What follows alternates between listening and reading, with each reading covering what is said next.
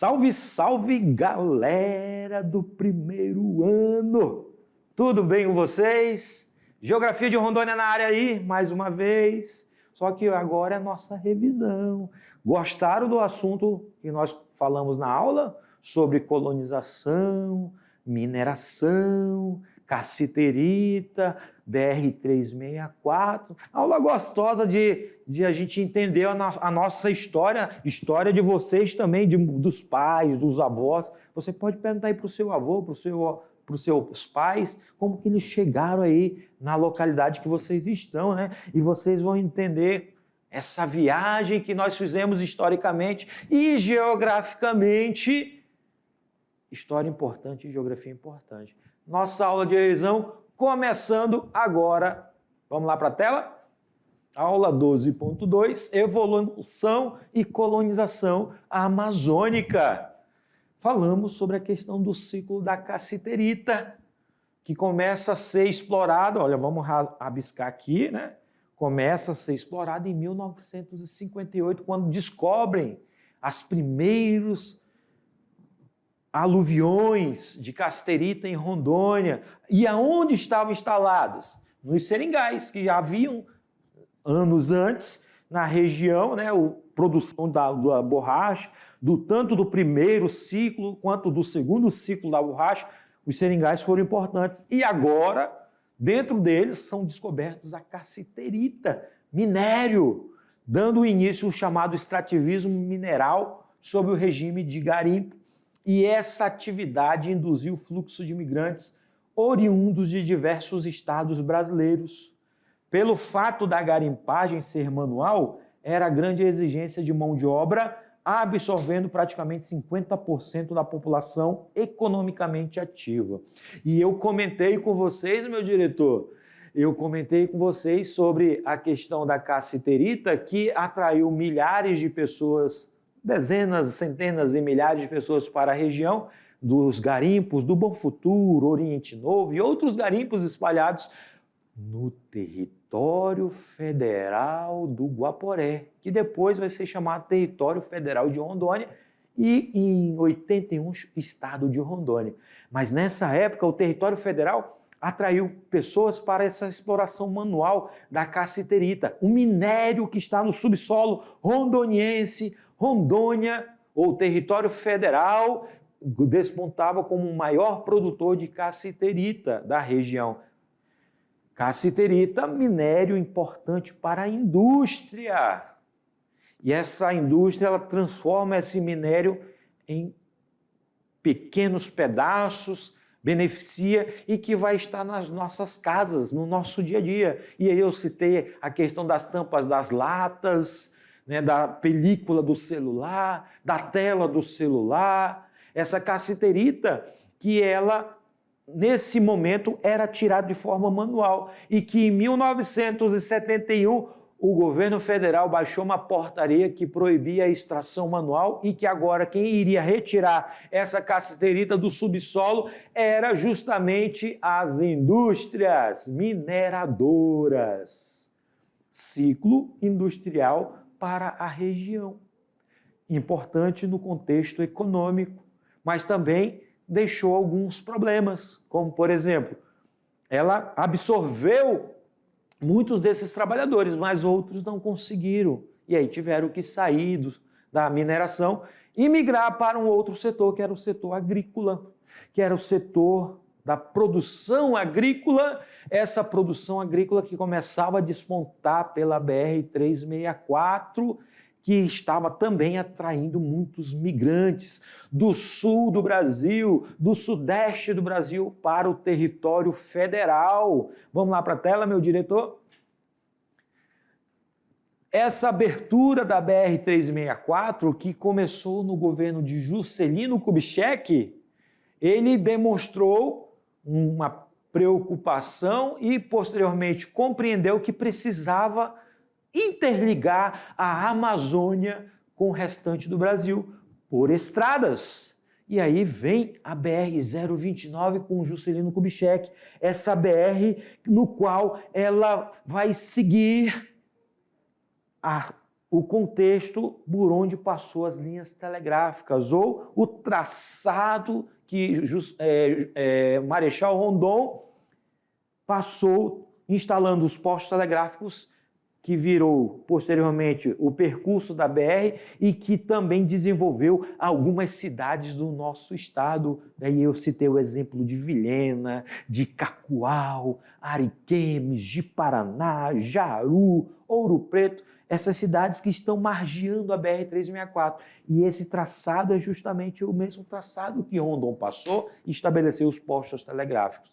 E a abertura dela foi no início da década de 70. E quando nós chegamos em 1980, olha o Jorge Teixeira de Oliveira, o governador do território federal de Rondônia, e é o primeiro governador do estado de Rondônia. E ele vem com a ideia de pavimentar a BR-364, porque era uma necessidade. Essa necessidade porque estava trazendo muitas pessoas para o estado, atraindo as pessoas. Mas por que, professor, que estava atraindo essas pessoas? Porque o governo federal estava incentivando a migração para a região que nós chamamos hoje estado de Rondônia.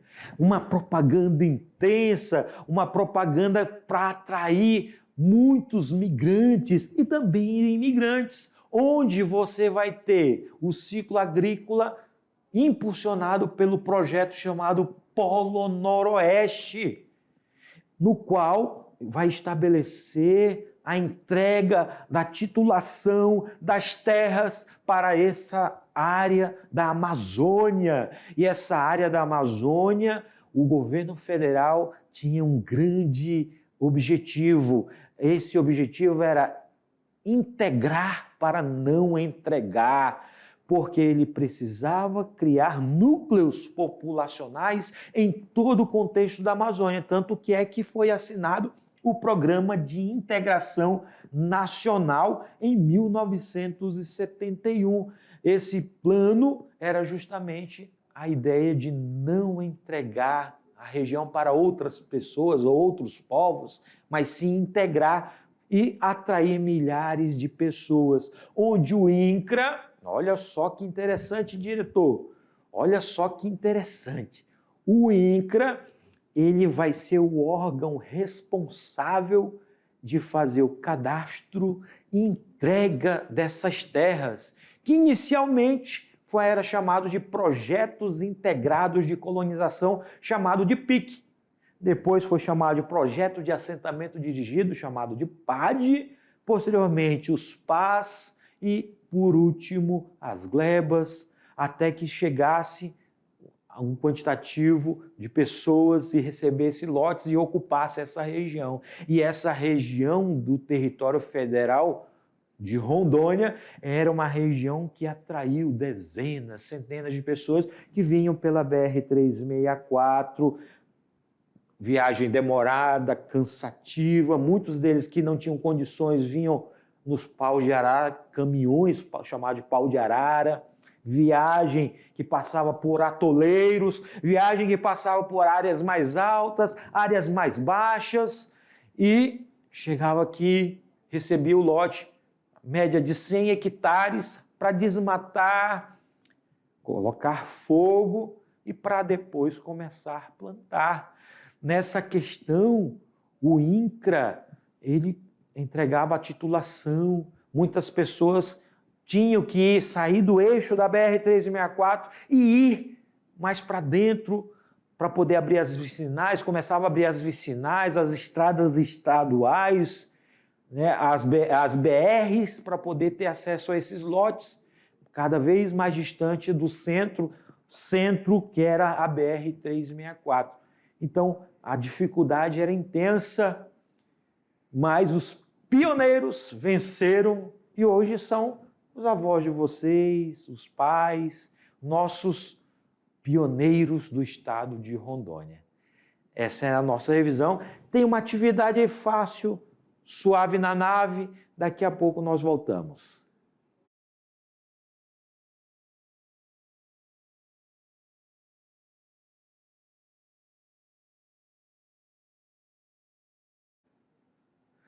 Fala, galerinha! Tomaram aquele suco de cupuaçu? Ou tomaram aquele suco de laranja, de maracujá? Uma atividade aí no qual vocês têm em mãos para fazer, lembrar do que foi falado, relembrar da nossa conversa, porque isso aqui não é uma aula, isso aqui é uma conversa, Aldelinda. Não é uma conversa? Né? E você tem essa atividade no qual você aí vai colocar em prática os conhecimentos adquiridos nessa nossa aula. Portanto, vamos fazer a nossa correção? Questão número 1. Fala assim, ó, na década de 60 do século 20, uma onda migratória em direção ao território federal de Rondônia aqueceu a economia da região. Essa onda migratória, letra A, era composta por imigrantes atraídos pelas vantagens oferecidas pelo sistema de parceria implantado pelo senador Nicolau Vergueiro. Letra B, era composta, em sua maioria, por garimpos ou garimpeiros em busca de cassiterita atraídos pelas vantagens oferecidas pelo governo federal. Letra C, reviveu os antigos bandeirantes que utilizavam os cursos de rios para atingir o interior. Letra D, representou uma melhoria na qualidade de vida dos povos indígenas ali instalados. Letra E, levou o governo federal a controlar com maior rigor as reservas minerais encontradas no subsolo amazônico, criando projetos integrados de colonização. Então a questão ela vem falando assim, ó, década de 60, século 20, na onda migratória do território federal de Rondônia e que aqueceu a economia. Claro que o aluno vai lembrar que na década de 60 a gente está falando exatamente da questão da cassiterita, da exploração da cassiterita pelos garimpeiros, onde muitos foram atraídos para a região para explorar esse minério que nós temos no nosso subsolo. Portanto, quem colocou a letra B acertou e vai ganhar um chocolate. Olha aí. Vamos lá, galera, para a questão número 2. São causas recentes dos processos migratórios dirigidos para Rondônia na década de 1970 e 1980.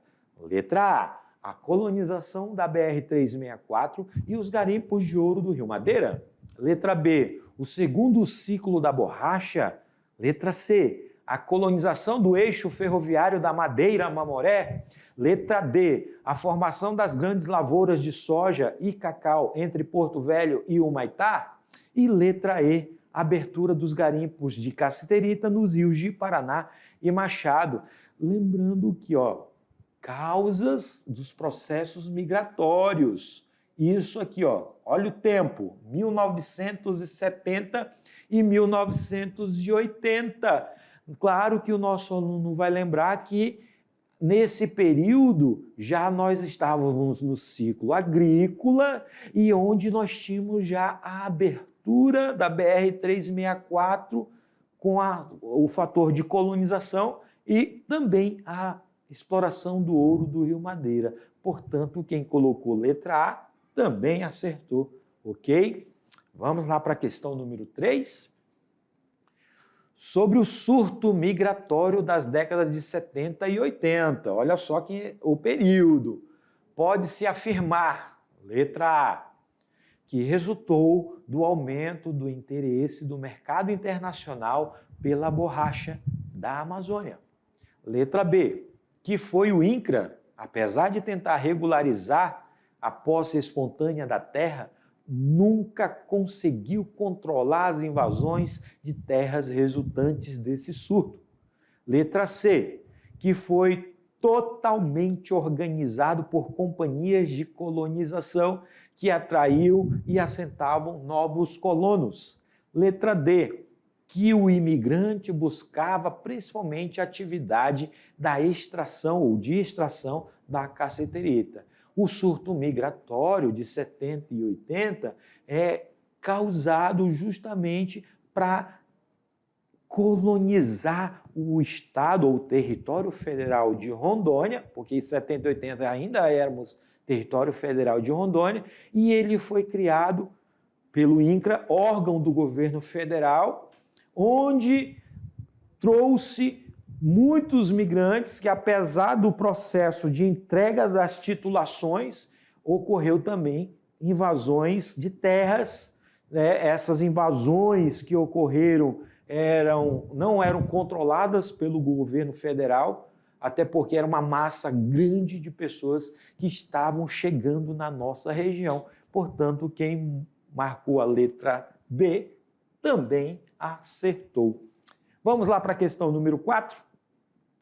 O povoamento do extremo oeste do Brasil e sua integração produtiva ao território nacional, mais do que um problema econômico, representou, desde o período colonial, um problema geopolítico.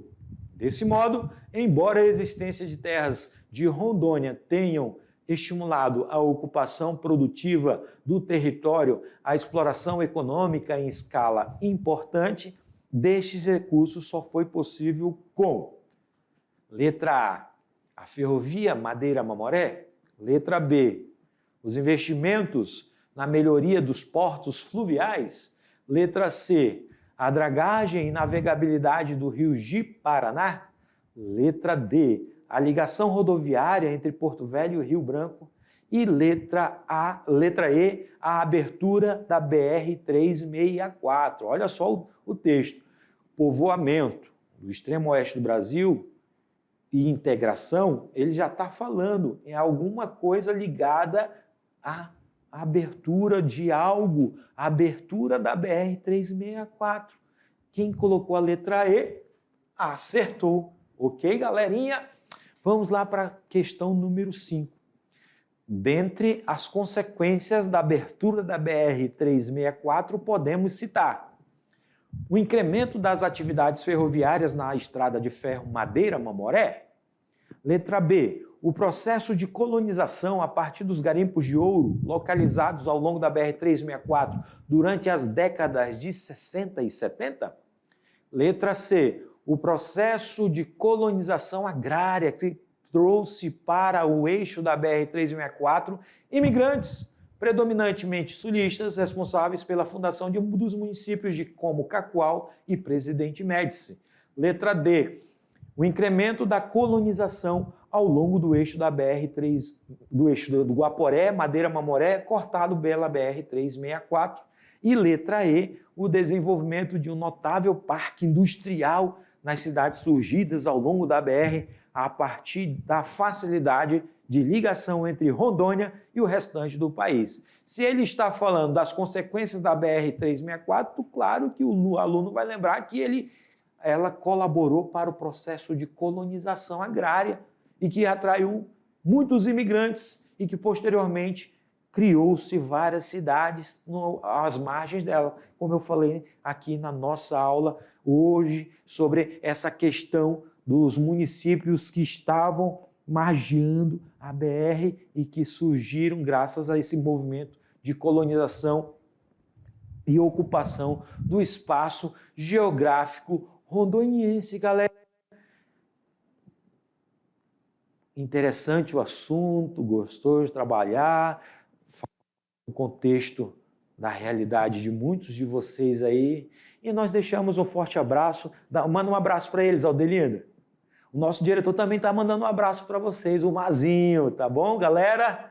Um abraço, nos encontramos na próxima.